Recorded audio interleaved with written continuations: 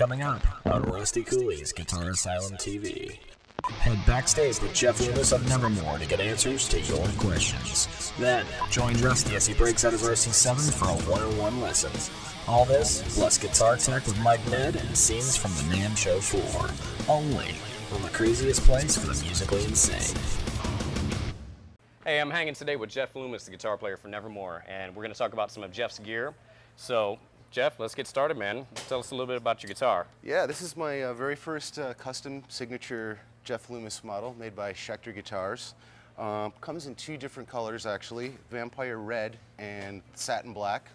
The only real difference from this guitar to like the Hellraiser is just made a few modifications. Different inlay style here, which I kind of designed.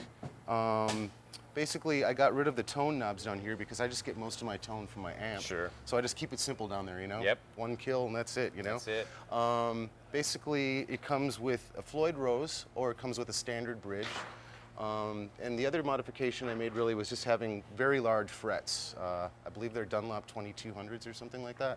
Yeah, which just gives you a very smooth feel for like vibrato and stuff. Yeah, really. Yeah. Real tall, I like that. Yeah, yeah. And just really a simple guitar. A good heavy chunk of wood, lots of sustain. Yeah. Do you know what yeah. do you know what the body's made out of?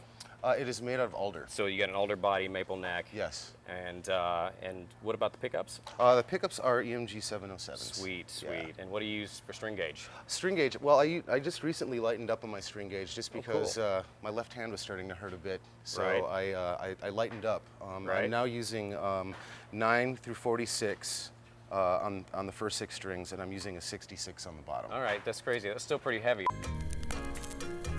The very first guitar that I owned, I believe, was a PVT-15, which is it was a smaller scale guitar. And the interesting thing about it is that the case that it came in had an amplifier built I remember that. inside the case, which was kind of cool if you think about it. Mm-hmm. But that was my very first electric, and then I moved from various guitars after that. I think my father bought me like a Fender Strat, and I used that for a long, long time.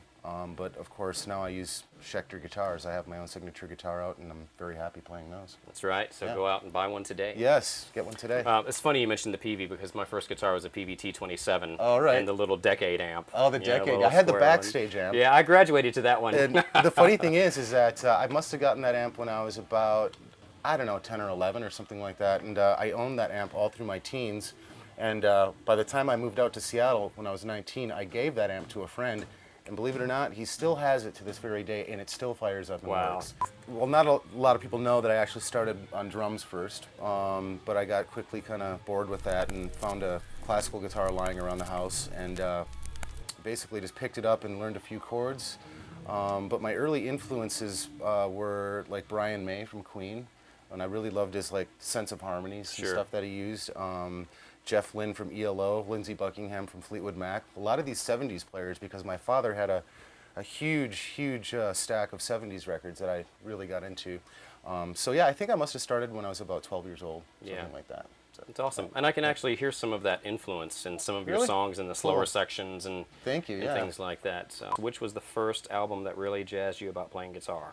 The first record, well, that's pretty obvious to me. That was Yngwie Malmsteen's Rising Force. yeah. You know, the one with the girl with the long red fingernails holding up the Yeah. yellow cream Strat. I remember my friend had a copy of that record who was living down the street from me, and he played it for me, and I was like blown away. I was like, my God, that is the most incredible thing I've ever heard.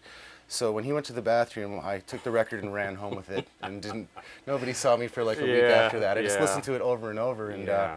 it was just incredibly awesome. That was pretty much the same experience I had with Yngwie. The first thing I Yeah. heard from him was the unaccompanied solo at the beginning of Hot on Your Heels Oh from yeah, Steeler. Oh, dude. And yeah. it was like, oh man, it just wasn't- changed it wasn't my life. human, you know? It Yeah, wasn't I human. just totally went back to the woodshed and it's like, well, I got to rethink this whole thing. Exactly. Right now, I'm really liking our guitar player, Attila Veros, because he's actually teaching me a lot of stuff that I, have never really played before. Wow, Yeah, awesome. he's actually an influence to me. It's free lessons. Yeah, it is free lessons.